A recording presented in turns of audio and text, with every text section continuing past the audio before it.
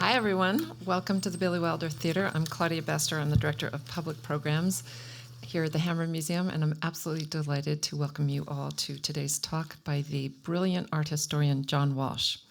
Today's part one of a series of 3 talks called Paul Cézanne, A Harmony Parallel with Nature. And in them, John Walsh will discuss the work and ideas of the French painter. Walsh is a renowned art historian who came to Los Angeles in 1983 to be the director of the Getty Museum, having been a paintings curator at the Metropolitan Museum in New York and the Boston Museum of Fine Arts beforehand. His 17-year project of strengthening the Getty collection and its staff and building an entirely new museum concluded with his retirement 25 years ago. But lucky for us, he likes Los Angeles, and he and his wonderful wife Jill have decided to stay when not traveling around the world as a freelance art historian, researching great works of art and preparing for presentations like this one. His PhD in art history and his academic reputation have led to his teaching part-time at Yale and giving public lectures there and at other places, including here at the Hammer. His art history lecture series on European and American art are now available in over 60 videos, which are all available for free online. And at the last report, over 1 million individual viewers have seen these videos.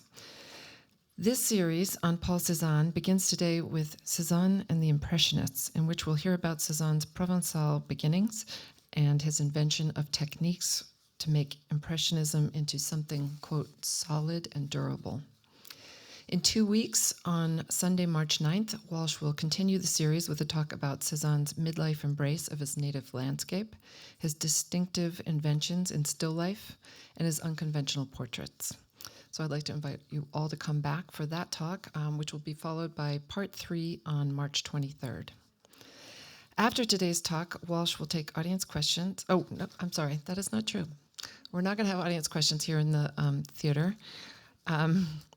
We invite you all to join us for coffee, tea, and cookies out in front of the theater, and John can chat with you more out there and take additional questions. So without further ado, please join me in giving a very warm welcome to the one and only John Walsh. Thank you. Thank you very much.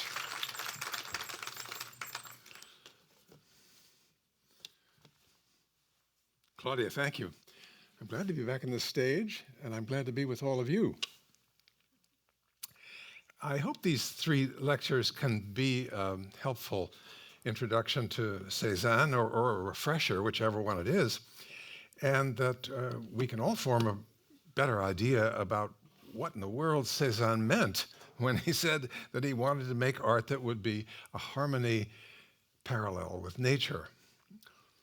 Just to reassure you, if you're not familiar with Cézanne, or if you are, but you're baffled by him, you're not alone, and you never have been alone. You've always had company. Here's an admirer of his who'd spent weeks in conversation with Cézanne.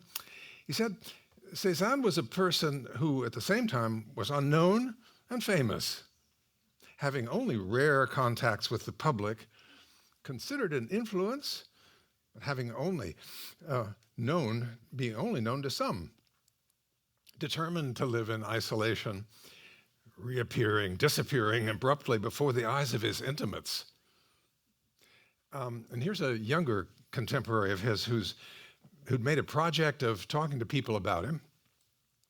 I have never heard an admirer of Cézanne give me a clear and precise reason for his admiration. So in these lectures, I'm going to trace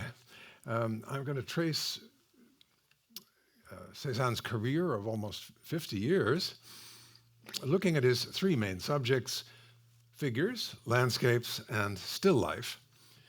We'll see how he got started as an intense, eccentric southerner from Provence, well-educated, trained as a painter, who was drawn to Paris, loathed the art world and the social elites, who defied or ignored the French official system during a time of tremendous change.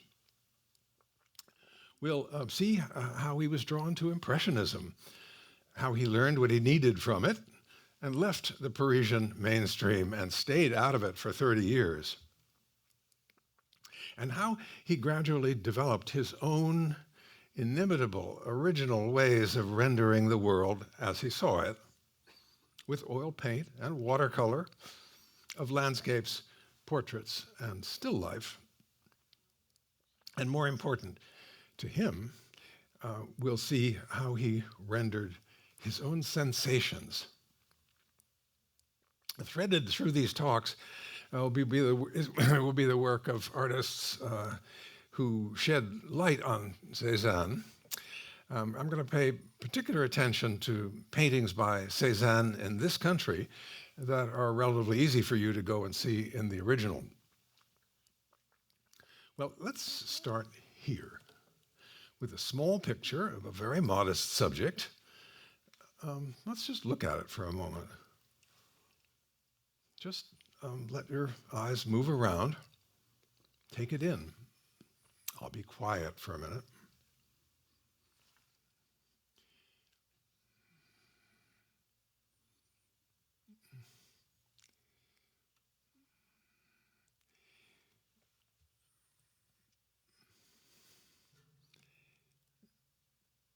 You're standing on a narrow dirt road that turns a corner and disappears.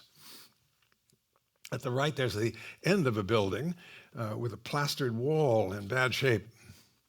And past it, a jumble of lumber and rocks and straw and sort of back of the house stuff. And a little building with a chimney. And there's a long shed in the distance. There's a stand of small trees. And moving closer in, you see that it's painted with wide strokes of muted colors, browns and tans and grays and greens. There's a single bright red touch, tiny, but it's enough to give a spark of life to an otherwise dull area. The leaves on the trees aren't green. They've taken on the gray of the clouds on an overcast day, and they are scribbled onto the branches in broad, rapid strokes, especially there on the left side. Cézanne had picked a subject that occupied a low rung traditionally on the ladder of status in painting, that is, rural landscape. And he makes it compelling to look at, partly because of the way he paints it. That's what he's been learning to do. You see this technique in another painting of the same period, a view in the village where he was living, looking down a road that's squeezed between houses, and by the exuberant yellow leaves on the left, painted with broad horizontal strokes, and on the right with yellow dabs. All of this framing a cluster of buildings. Same idea here, different setting and viewpoint, different weather, much brighter, with big patches of light spilling in where the road turns in the distance, making the space ambiguous. But this picture evidently led to one of his first successes of another locale in Auvers, looking out at the valley. We'll be back to it in just a few minutes, but first, who was Paul Cézanne? Well, in the art world of Paris, Cézanne was a provincial. He was a southerner who spoke with a heavy Provençal accent that often came in for ridicule. He wore a bushy beard, and when he was apt to be abrupt and use crude language, on the walls, he played the part of a kind of bumptious outsider in Paris, despite being every bit as bright and literate as the more urbane members of the Impressionist circle that had formed around Manet and Degas, who were just 6 or 7 years older. Cézanne's father was a successful merchant and bank owner in Aix-en-Provence, who eventually left him a small fortune. After grade school, Paul was talented enough and persistent enough to be allowed to study art at the age of 17 at the Free School for Drawing in Aix. He followed the high school curriculum of history and Greek, Latin, science, math for the baccalaureate. He and his best friends were all serious students, also serious about hiking and picnicking and swimming naked in the streams and reciting poetry and reading novels by Victor Hugo and Musset and Flaubert aloud to each other. Their sex lives were entirely literary and imaginative. His biographer, Alex Danchev, wrote about him that the schoolboy Paul Cézanne was a sensitive brute. After very little training, he copied a photograph of himself looking as severe as an adolescent can. He began law school. This is a sheet of his notes on the right, short on law, long on drawing. He struggled with his father over his career. Rebelliousness seemed to have been baked into his personality from boyhood on. At 21, he quit law school, and in 1861, his father brought him to Paris. His close friend growing up, Émile Zola, had already established himself there and urged Cézanne to come and join him. Another school friend in Aix had described Cézanne's personality at the age of 19, calling him that poetic, fantastic, magic, erotic, antique, physical, geometrical friend of ours. He seems to have lived in constant turmoil of imagination and frustration, sexual anxiety, joy, and anguish. He spent the next 5 years in Paris, off or on, at first discouraged enough to come back to Aix and work for his father's bank. His father, in the meantime, had bought a fine country estate at the edge of town, a bastide called the Jardin Bouffon, that needed fixing up. So his son, who was still practically untrained as a painter, supplied these 4 allegorical panels of the seasons in a style that's almost comically refined. And in the middle, a portrait of his father, absorbed in a newspaper, painted in a style that's almost brutally crude. When Paul returned home during the 1860s, he went on roaming the countryside near Aix with close friends and sketching. These oil sketches at the left here, for example, being one, that's oil sketches at the beginning of Cézanne's long interest in landscape. They're modest and competent, and soon they lead to more ambitious pictures. Back in Paris, he worked hard, long hours at a privately run studio, not the official Academy of Fine Arts, where he was rejected, but he was doing what every art student did, which is drawing and sketching and advancing to this, studying figures from life. Cézanne became extremely good at that, as you can see. At the left, a competent academic nude that he'd done in Aix a few years earlier, moving on in the middle to strong, expressive studies of figures in action or dead. For ambitious young artists, Paris in the 1860s was a magnetic alloy of money and energy and artistic and intellectual ferment. There was a radical makeover going on under the emperor's city planner, Baron Haussmann, and there were grand new boulevards, new railroad stations that served a growing rail network. There was demolition and new construction everywhere, making it easier to get into the city and out and around to the new suburbs.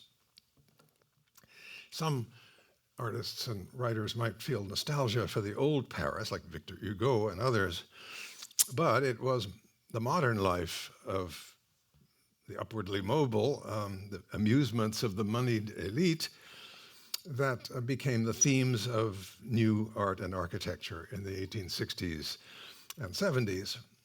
Manet, for example, painted a well-dressed crowd in the garden of the Tuileries and the racetrack at the Bois de Boulogne, which was created by the emperor as a track, the park, hardly 10 years before, attracting everybody from aristocrats down through ordinary sporting types. Zola showed him around, showed him to exhibitions, to the collections at the Louvre, and also the Luxembourg Palace, where more recent art was shown. Here's the Luxembourg. About museums, he wrote to his friend with his typical mixed feelings. Cézanne wrote, "I'm not too cheerful. I've seen them, the boring things in those enviable monuments. It is astounding, stately, overwhelming, but don't think I'm becoming a Parisian. I've also seen the Salon. For a child born to art who says what he thinks, I believe this is really best. All tastes, all styles meet and clash." Cézanne submitted paintings to the salons and was rejected by the juries over and over. A couple of years before, there had been a more famous rejection.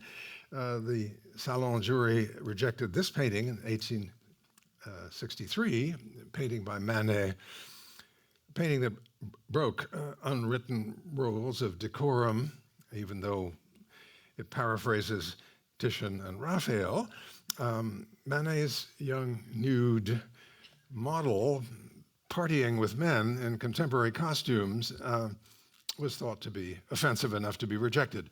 The jury made so many arbitrary decisions like this, and there was so much furor, that the emperor decided that the space be made in an annex for the rejected pictures, the so-called Salon de Refusés. For the next 10 years, Manet's picture of a picnic with naked girls remained in his mind, Cézanne's, and comes up again in several strange pictures of his own. Here's Cézanne puts himself lying down, fully clothed, looking on. Cézanne didn't submit anything to the jury that year. He was back drawing from models and trying to get admitted to the Academy, which was the straight path to a successful career that would involve getting work accepted by the Salon juries. He was taking Sunday hikes with Zola, both of them chewing on their disgust at the official system of state training of artists and its conservative and even repressive policies. And he was spending long hours in the Louvre studying the work of dead artists that he admired, including the Spanish painter Ribera. He was inspired to make a sort of secular version of this deposition on the left of Ribera, drawing from a live model at the bottom, and then painting a macabre scene of a couple of contemporary attendants preparing a corpse for burial. He studied one of his heroes, Eugène Delacroix, whose horrific image of hell, as described in Dante's Inferno, he copied in this little picture on the right, not just attracted to Delacroix's famous color and brushwork, but especially here to the agonies of the damned. If you admire Cézanne's landscapes, you might be startled by the paintings he made in his late 20s of sex and murder. On the right, a vaguely classical setting for a pale, helpless young woman abducted by a powerful young man. For the frustrated and loveless young Cézanne, a kind of imaginary wish fulfillment. He made a little study of the subject at the left on watercolor, which is a medium that was going to become very important to him. At the left here, it's even worse.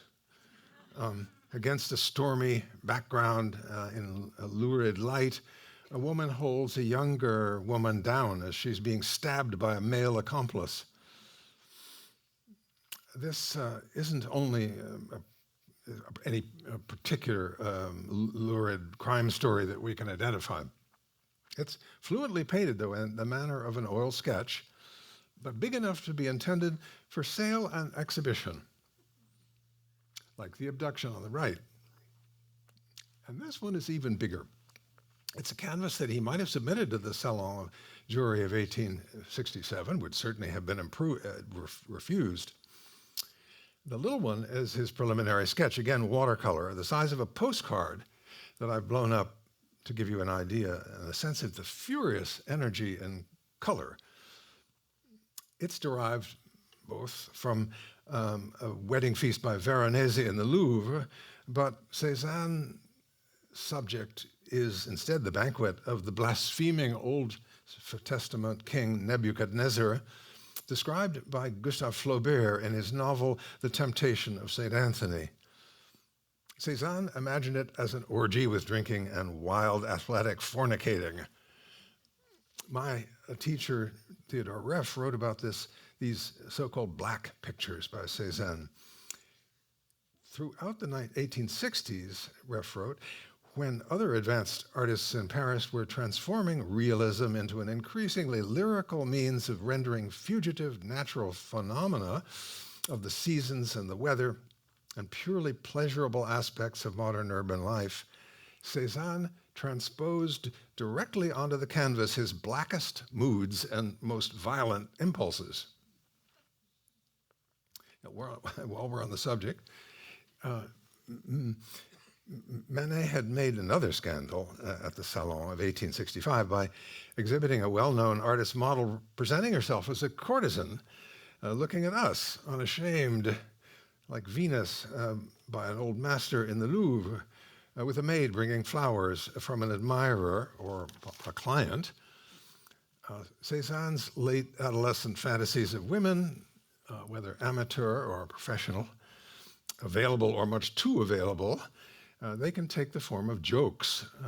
Olympia making a joke of men in the middle, and at the top right, balding suitors with Cézanne's own features, or at the bottom right, the eternal feminine.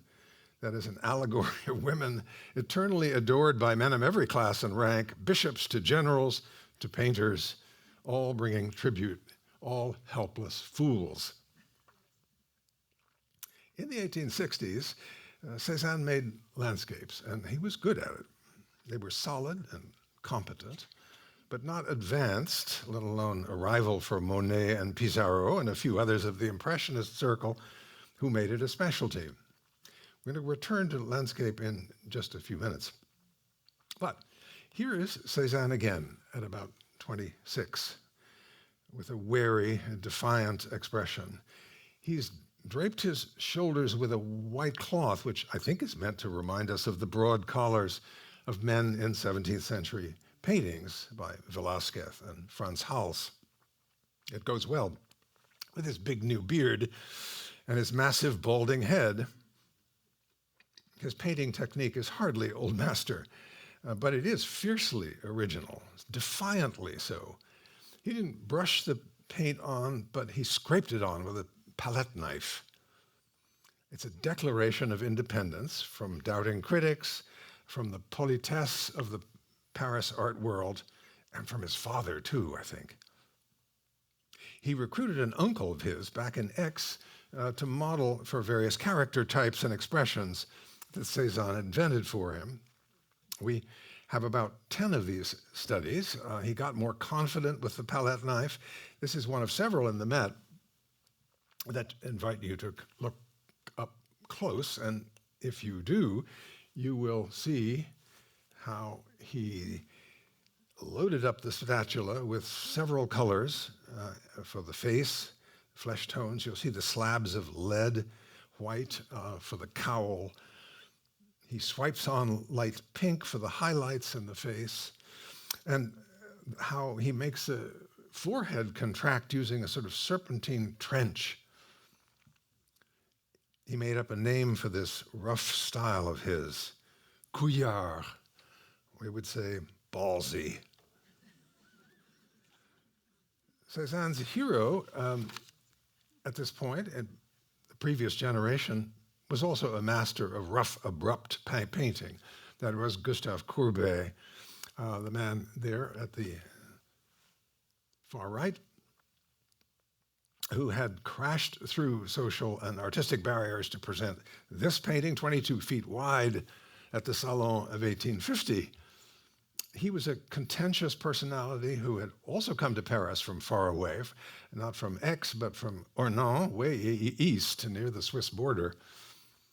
The rugged tableland of the Franche-Comté, which you can see actually in the background. He puts all social classes on the level, his own honest political statement, and paints them all with a roughness that denies privilege to anybody. At a pavilion in the 1867 Universal Exhibition, entirely devoted to Courbet, Cézanne would have had a good long look at this huge group portrait of his fellow citizens of all classes in the aftermath of the 1848 revolution, the overthrow of the monarchy. Well, Courbet was painting landscape as well with a palette knife, which suited the rocky terrain around him, especially the group of tremendous views of the River Lou emerging from a grotto. Cézanne used the knife for various effects. In this case, not scraping the paint only, but nudging it around into curved patches. One of Cézanne's most powerful studies of this period is this one on the right, of the well-known artist model at the Académie Suisse. Cézanne put aside the palette knife in this case and used brushes for the flesh and the trousers. Claude Monet was so struck with this painting that he bought it and hung it at Giverny with paintings by Renoir and Degas and Morisot and other contemporaries that he admired. Cézanne made a typically perverse career move. He decided to submit to the jury of the Salon of 1866 a portrait of a poet friend of his in Aix called Anthony Valabrègue. It was doomed from the start. It wasn't just entirely lacking in charm, but it was also painted with the palette knife, which was bound to offend the jury, bound to all conventional tastes. Valabrègue wrote to a friend of his that one juror saw the painting of his was not just painted with a knife, but with a pistol. As usual, Cézanne had good company in being refused by the Salon. This was Manet's portrait of an actor friend playing Hamlet.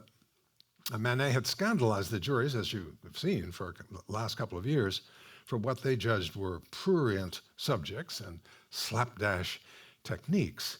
But let's look at the heads here, Cézanne and Manet. At the left, you see how thick and clotted the surface is. You can see how the downturn of the red lips adds something petulant to the face. On the right, Manet used detached brush strokes for big highlights and for shadows on the face, and you can see the marks of the brush hairs. But for Manet and the Impressionists, loose technique conveyed animation. It was life. It was change. It was truth. For the Salon jury, it was just sloppy. It was shortcuts, violations of good practice. And never mind that those very techniques had been used by Frans Hals and Velasquez. Manet's sins, though, on the right were polite. Cézanne's were flagrant, aiming to break with good manners and academic teaching. And during the next 8 or 9 years, Cézanne's technique changed quite a lot. In the middle, you see he gives the man who may be Valabrègue again, there's a debate about that, give him the more sympathetic inclination of the head. And at the right, Valabrègue again, with a more erect posture and a narrower head. The brushwork is livelier and more controlled, and the face is more broadly painted on, laid on, like what now with a brush and knife, no pistol. This is his prescription, flat planes of tone and color in surprising patches, blue shadow on the forehead, ochre touches in the beard, and of course the vermilion red lips and the tip of the nose. The background has an exuberant, kind of watery pattern. And add the slightly abstracted gaze and the amused upturn of the mouth, and you have a vividly alive and kind of delightful portrait. When he paints his father again, he's more merciful at the right. The detail shows you how sure-handed he was in laying on the broad planes of his father's face. And there's a bonus.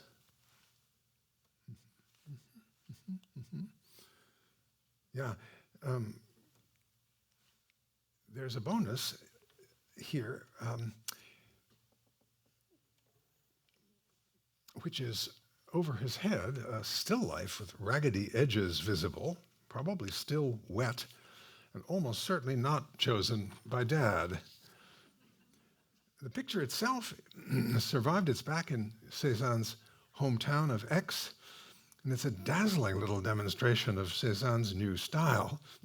The pairs are placed to produce what 50 years later Mondrian would call dynamic equilibrium. Cobalt blue cup balancing the pears and the sugar pot, sort of in the middle serving as referee. He uses a palette knife to lay on the paint thickly with a confidence really that no painter had ever shown. Again, a tiny study in watercolor and gouache, bright, confident, but not a subject he was going to choose very often. A year or so earlier, he painted this composition starring a baguette that's lying there awaiting the knife, signed and dated, obviously intended for the Salon of 1865, but rejected by the jury, which would have found its style crude, especially applied to a plebeian kitchen subject, which this is. It's a lot more confident than anything he'd done before. And it's a more ample composition, more daring in the large, bright white form at the right, which gives a kind of cantilever effect with the pairs of eggs and onions on the other side, and the milk pail that seems to hang out over the dark void. There were several French contemporaries who had been showing and selling dark, meticulously arranged and painted fruits and vegetables and kitchen gear like this. By contrast, Manet's still lifes were much thicker and a bit brighter. Cézanne had gone to visit Manet at his studio not long before this, and he may have seen a still life or two like this one. Whatever suggestions the picture might have made to him about modernism, Cézanne ignored. Manet's is fully frontal, a table cropped at the sides so that the normal pull of perspective is diminished. It's brightly lighted from the side, so shadows make play with the identities of what's casting them. Soft shadows for the glass and sharp ones for the knife. In the Louvre, there were several centuries worth of still lives, including the greatest of all his French predecessors, Chardin. You can see his atmosphere and structure, and in the detail at the left, here we go, let's just go back a second. At the detail, yeah, here.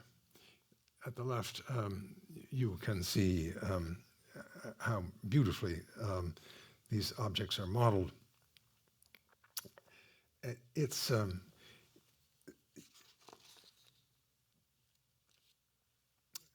Pissarro who challenged Cézanne to do still life and inspired him to go brighter, to go broader. Pissarro's tablecloth is a sort of cascade of strokes with the palette knife. The horizontal black band on the wall makes no particular sense, but it creates the fiction of distance. Very plain objects like the dish and the glass get extra life from the energy of Pissarro's hand, applying the paint with strong, detached strokes. Here, Cézanne turns a corner and tries out a different technique with smoother surfaces.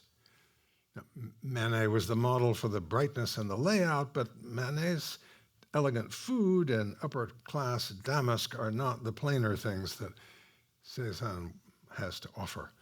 Plus, it's not clear what's going on down below. The plain plank that supports the kitchen stuff seems to levitate. The visual weight is off to the right.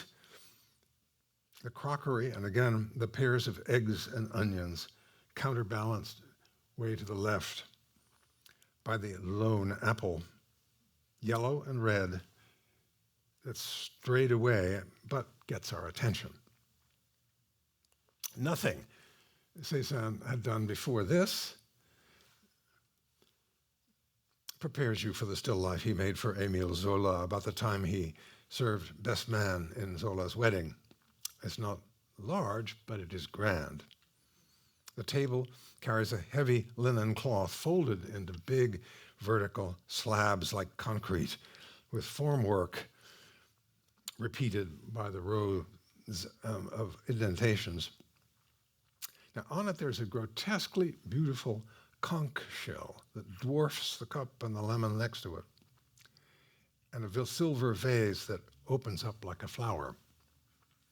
Behind it, a clock in a black case sitting on a black cabinet. Now, on top of the clock case is the lower part of a vase, and in a moment we understand that the vase, what we're seeing is that both clock and vase are reflected by a mirror behind them. These are all objects that Zola knew and would think about. The clock has no hands, as though time were suspended while we look at all this. The massive conch shell, the remains of a living thing from the deep, displays its typical bright pinkish red edges. It's a collector's item that has come out of the cabinet or wherever it normally lives into a parlor full of handsome things, all created to please or serve humans. The objects are in some kind of witty and somehow arcane conversation with one another. Well, Pissarro's, Cézanne's professional prospects improved quite a lot after he was more or less adopted by Pissarro. You saw a still life by him. Pissarro was an immigrant from the Danish West Indies, a landscape painter 10 years older who'd succeeded at the salons with ambitious, stunning pictures like the one in the middle. He moved in 1866 with his family to Pontoise from Paris. Cézanne, in turn, moved to the village nearby, Auvers, in 1872, about 4 miles up the river Oise. At the time, Cézanne was 32, and he brought his partner and later wife, Hortense, and their baby son. Pissarro recognized Cézanne's talent, and he knew how to deal with his abrupt, kind of querulous personality. Pissarro was the one a decade later who mentored the unruly Dutchman immigrant Vincent Van Gogh. Pissarro painted himself at the right and his friend and protege Cézanne at the left, in between the hills of Pontoise. When Pissarro showed this painting in the official Salon of 1868, Cézanne's boyhood friend Émile Zola wrote about it. He said, "This little valley, this hill have a heroic simplicity and forthrightness. Nothing would be more banal if it weren't so grand. From ordinary reality, the painter's temperament has drawn a rare poem of life and strength," which is just what Cézanne hoped to be able to do himself. Before long, they were both testing techniques, painting some of the same subjects, trading ideas about the art establishment, which were scornful, and politics, strongly left. Cézanne took Pissarro's example and painted the local scenes, moving around to various spots that Pissarro had painted, and finding new ones, almost never including people in his pictures, but becoming more observant of everything else, using a higher key and new color combinations and kinds of compositions. Pissarro thought that Cézanne's landscapes looked promising. They were thick and forceful and strongly structured, like his own work and the work of Monet that you see at the right. Here at the top, the chestnut trees and the fields at his father's house in Aix, a painting all about light and shade, but muted, nowhere near impressionist, and strongly rectilinear in design. And in the middle, the opposite, a steep ravine out in the countryside, above and below a mill stream, all big, swinging curves, and some were painted with a kind of scary force. Here at the far right, force that reflected Cézanne's volatile temperament. The scene near Aix shows a freakish early snowfall under a leaden sky that looks like nothing anybody had painted before, and certainly nobody in the Impressionist circle.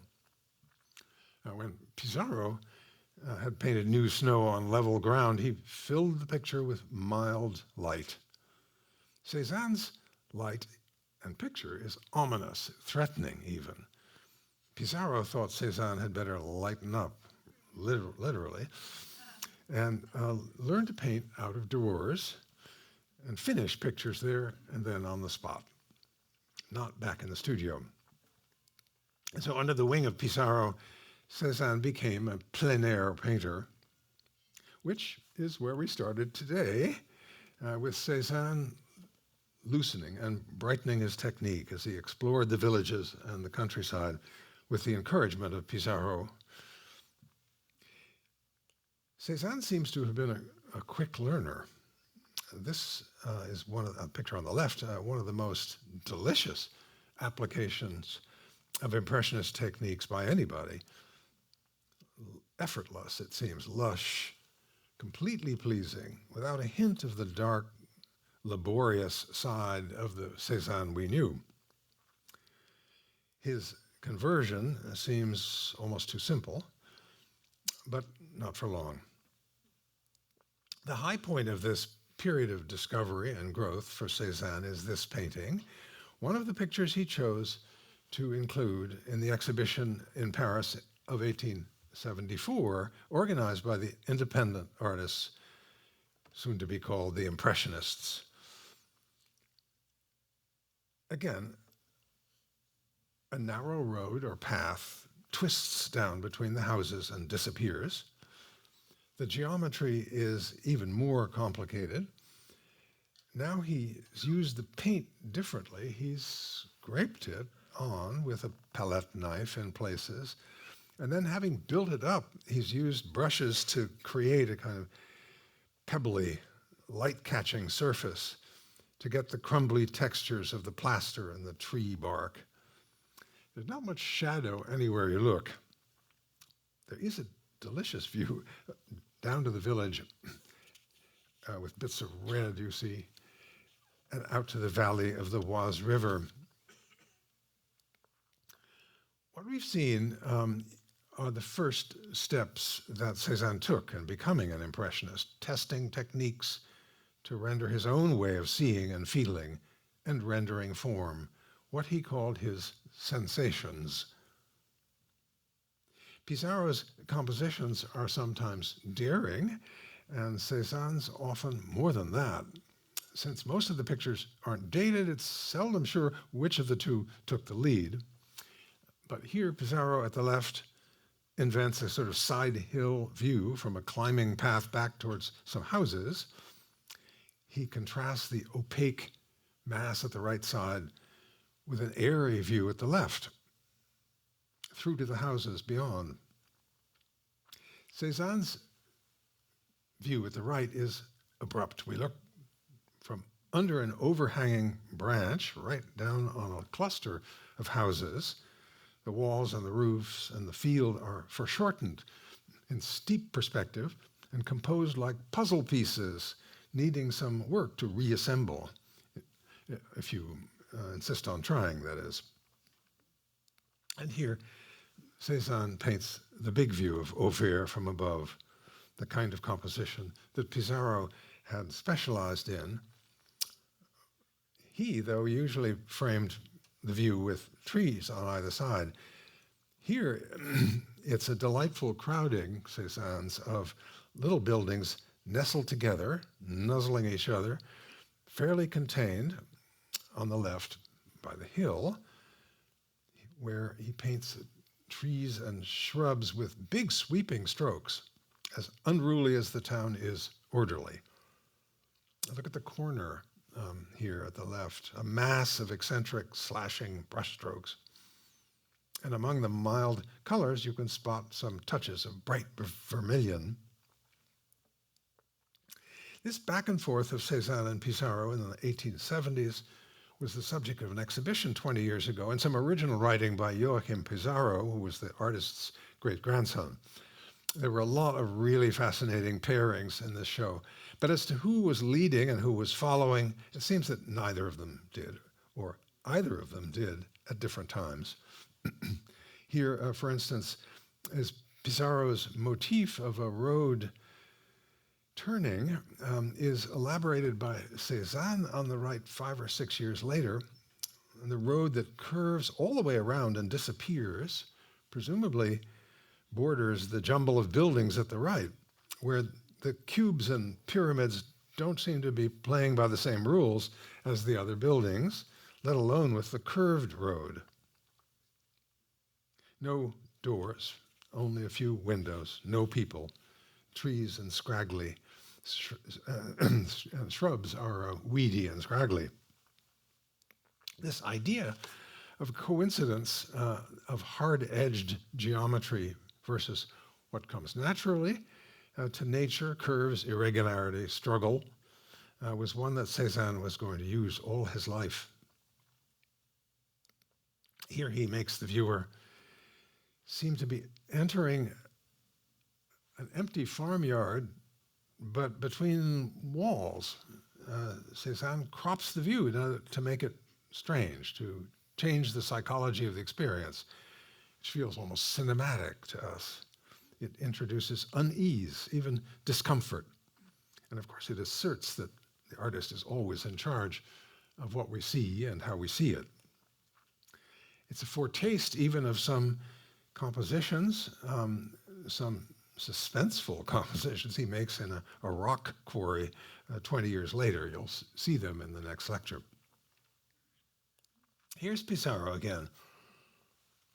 Both painters believe that their landscape imagery was advancing a kind of soulful proletariat revolution away from the city, but with a particular sensibility, a taste for timeless French rural life, for deep forest glades, muted light, and direct, even rough execution with the palette knife.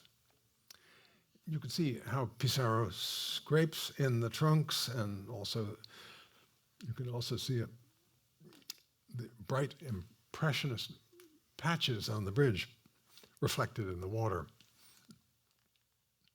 Cézanne did this too, but unconventionally. He gave his whole picture surface a unified structure through that single slashing diagonal that's picked up by other branches and seems to make the big trees at the right buckle with its force. Cézanne gets it all together in this marvelous composition. It's a game of balance. 2 stone arches over the water. Between them, a bridge, kind of like a balance beam. The right side has a dense grove of trees. On the left side, a lighted wall, and in front of it, bending tree branches, feathery, like birds' wings. A little closer in, a little closer in, you see Cézanne's amazing vocabulary of brush marks, insistent parallel strokes, hatchings that vary in direction and density. and opaque, bright blocks for stones. And as usual with Cézanne, something puzzling there at the bottom, that bright white oval in the water, with a cause you don't immediately identify. The reflection of a rounded white opening somewhere in the water behind, in the wall behind, which the artist asks you to trust was there. From the late 1870s until his death, Cézanne divided his time between Paris and its various environs and the south, Provence, his native land, where the air was clearer and warmer and the sun was brighter and the landscapes irresistible to the eye, whether it was big views of the hills and valleys or the green surroundings of his parents' Bastide at the edge of Aix, the Jade Bouffon. He didn't choose to stay there in the house because his stern, backing up 1 second. Because his self-made father hadn't been officially notified about his son's little household and his long affair with Hortense Fiquet and their small boy. And Cézanne didn't want to risk his father's bad opinion, not to mention risk his allowance. He had a comfortable studio in the house, though, and finally the problem was resolved in 1886 when his father died. And Paul inherited a share of the house plus a yearly income of 25,000 francs, which was about $100,000 at the time, and annually. In the meantime, Cézanne had found a place free from family stress, L'Estaque on the coast, less than 20 miles down the road from near Marseille, a fishing village that he said was, quote, all red roofs and blue sea, and with direct trains to Paris. They lived in the village on a few occasions, but Cézanne wasn't really interested in painting conventional, picturesque views like these. He did what he had done since boyhood. He hiked up the rugged limestone cliffs and the steep canyons behind town and set up his easel, looking down at the sea. He found a landscape that was made for him. It was full of slashing angular forms and strong contrasts.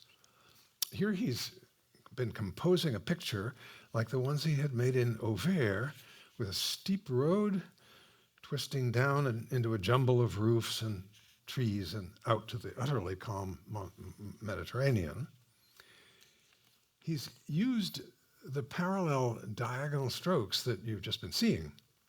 And here is what's striking, is what the strokes don't do. They don't curve to give the trees volume, but they do change color and value to get that done. If you take a minute just to look in the middle of the detail, you can see how confusing it is, how the forms jostle each other and have outlines that sometimes don't coincide. So you don't really know always what he was looking at or what we are meant to see. To get a railroad line through the mountains behind L'Estaque, engineers had to dig a tunnel at the head of this canyon, and they built a viaduct for the tracks. Cézanne picked a viewpoint that includes just the flat bed of the viaduct in the foreground to establish kind of stability. And then he decided to mask the opening of the tunnel with foliage. So what he paints is this tremendous stepped walls of rock and there are pockets of soil that sustain green Aleppo pines and the so-called garrigue, which is the Provençal equivalent of chaparral, native to the region. Cézanne's image is where humans' enterprise is concealed but alluded to, coexisting with the immemorial native landscape. This is a theme that gives life to much of his work. Here, nothing human, just the slender, snaky forms of the pines and the great broken masses of bare limestone leaning on one another as though they'd been carefully stacked by giants. Erosion has softened the rocks. The raw soil has accumulated over centuries. And trees have taken advantage. Again, the detail lets you see the care that he put into the short strokes that describe the green trees and the blue and tan rocks. In this year, in 1882, Cézanne's friend Auguste Renoir had come to L'Estaque, and they may actually have gone out painting together. And in any case, Renoir, here on the right, took cues that Cézanne's work had furnished. And his painting is impressive in its own civilized way, symmetrically composed, with what could be a grove of olives at the foot. Trees and rocks on this slope coexist in harmony. Cézanne hikes up to paint the dry crags behind the village. And he also finds the odd backyard with views out to the sea, partly screened by the lavish foliage that leans this way and that. And he paints it with a great variety of greens and tans and lavenders, with strokes of many different shapes and directions. In other words, he takes a step back to Impressionist methods of evoking this kind of particularly rich scene. And for example, this view on the Mediterranean by Monet, which has a much wider variety of brush strokes than Cézanne normally had been using. It's away on loan at the moment, but you'll be back at the hammer soon. Cézanne climbed up and looked back eastward across the bay outside Marseille. In the foreground, the smokestack of a factory, part of a recent expansion of light industry from Marseille that had begun to spread to the west, drastically changing a long succession of fishing villages along that coast. And you can see how delicately he's treated the ground here in the foreground and the trees. At the left, the mostly white crusts of rock asserting themselves. In the mid-1880s, he again paints the panorama of the bay, several, with differences of view and style. The Met view at the right side here was made from further up, and it gives a more detailed account of the buildings and the small farms in the distance, and the prominent landmark, the Basilica of Notre-Dame de la Garde across the bay. Meyer Shapiro said about this picture, a marvelous peace and strength emanate from this work, the true feeling of the Mediterranean, the joy of an ancient nature which man has known how to sustain through the simplicity of his own constructions. Finally, Cézanne sets up his easel on the slope, somehow, and looks down to as much of the town of L'Estaque as he wants to see. Just some cubicle bits with no great topographical interest. What's thrilling in his picture is what's downstage, the perilous position of the boulder that has tumbled down helpless and is being held prisoner by gravity and mocked by the gracious dancing of the pine trees. One last change of subject before we stop. Back to still life. Pissarro, as you saw, had been painting kitchen still lifes and had played with some, and Cézanne, and made a kind of lab for experiments in color and brushwork and light, had made some more daring compositions, a few really startling ones. Here's its sharp daylight from a door or window at a low angle throwing big dark shadows on the wall.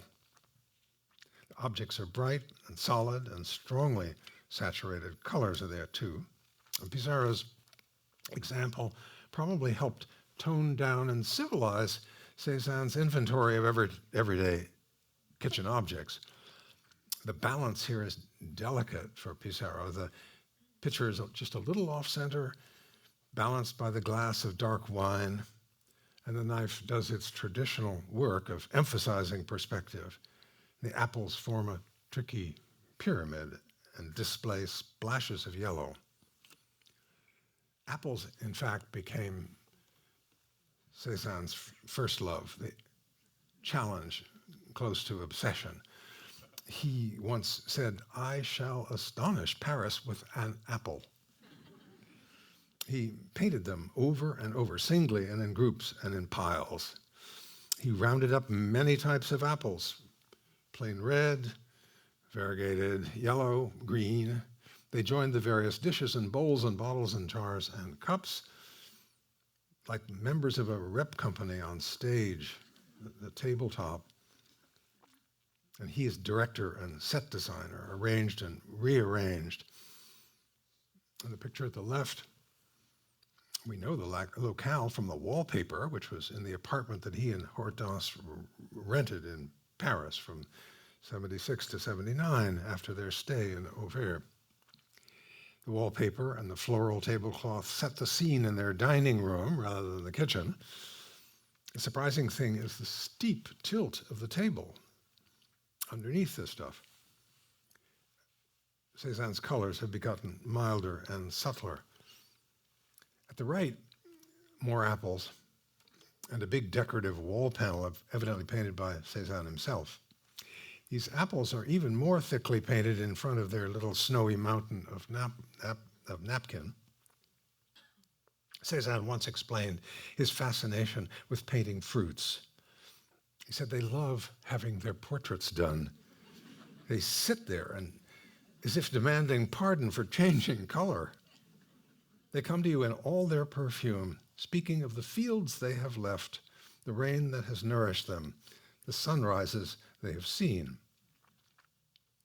These compositions play games with us.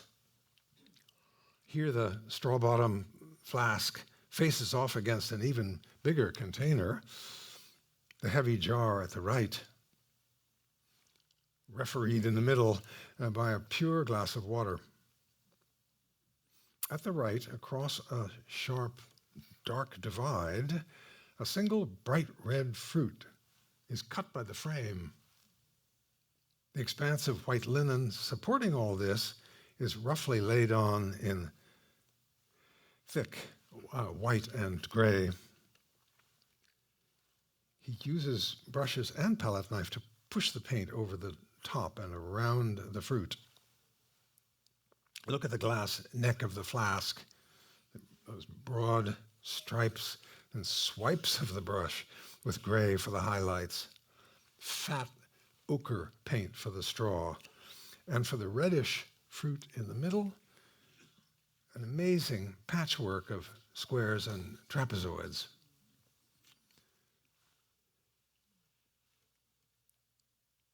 In the Met picture, things have been tidied up. First, he coaxed the white tablecloth into a white sort of hanging V shape, a pyramid upside down. Above it, there's a foursome of the usual apples that balanced and forming a right side up pyramid, echoing the diamond pattern on the wall. Left to right, there's a jug, a cup in the middle, and at the right, nothing.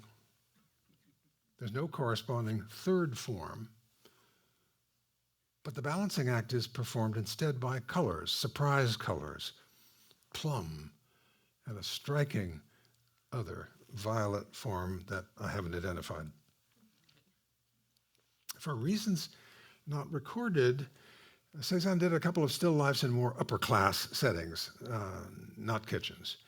Here, a fine marquetry cabinet with gilt mounts and a silver flask, an embroidered white tablecloth, perhaps not a great idea. It all looks stiff.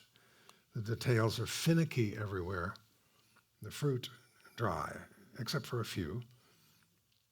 It's good to realize that not every great artist makes work now and then it's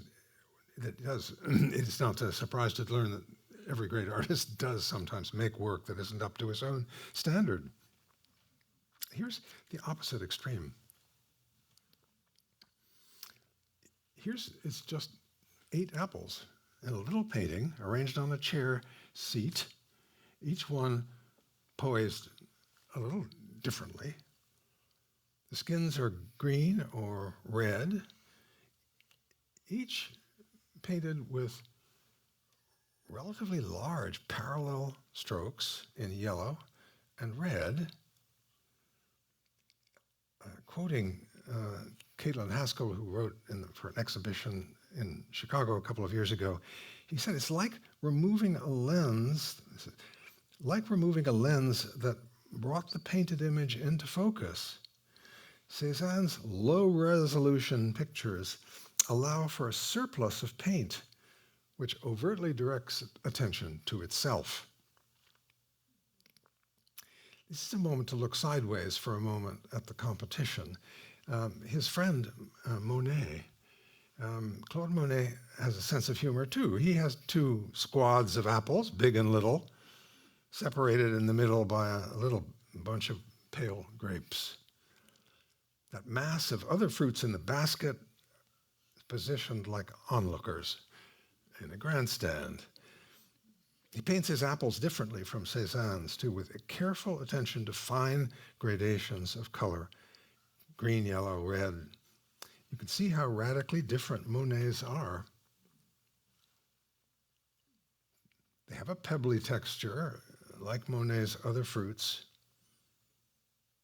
Cézanne has made his parallel strokes, and our eyes do all the work to create the modeling and the transitions.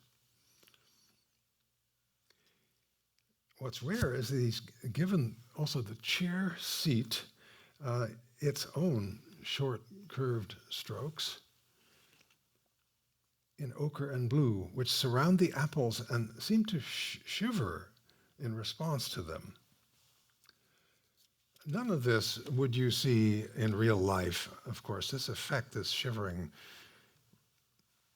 of kind of semicircular pattern of dashes, it's not something you'd actually see in real life, and it's not something that any other artist achieved, except for one, only to my knowledge, in the vision of Vincent Van Gogh, painted of life in the cafe downstairs from where he was staying, those pulsing radiations from the gas lights. Maybe the most successful of these still lifes is the painting here at the Museum of Modern Art on the screen. Just stop and look for a moment here. You see how the apples huddle next to the fruit dish. On the other side, there's a small green apple sort of sheltered by the white towel. And you can see how he paints the towel with short parallel gray strokes. So it's a device you've seen him use in the landscapes. The water glass, ever adaptable, takes on the blue color of the leafy wallpaper behind.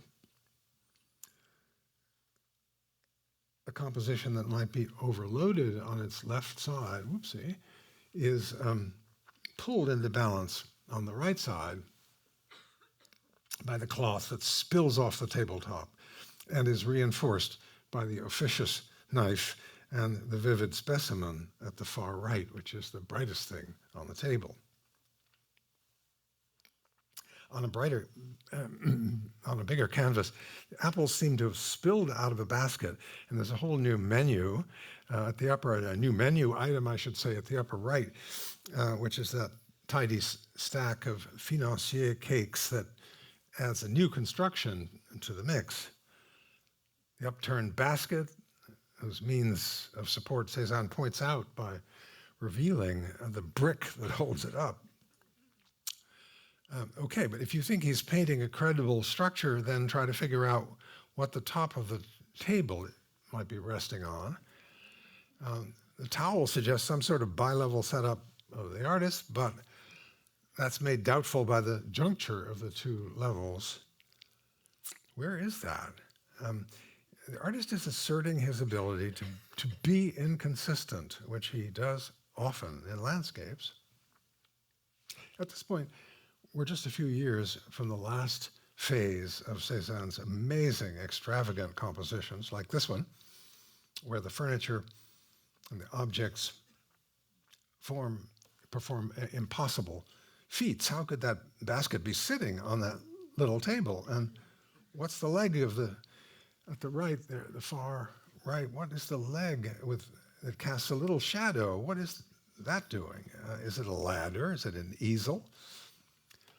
There are a lot of visual conversations going on between objects that he's been painting for years, familiar things that jostle each other.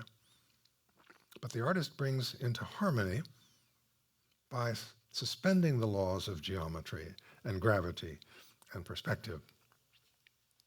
We'll come back to this theme. Next time, though, we will look at something else. We will look at Cézanne's portraits and his landscapes painted in Provence. I hope you'll come back. Thank you.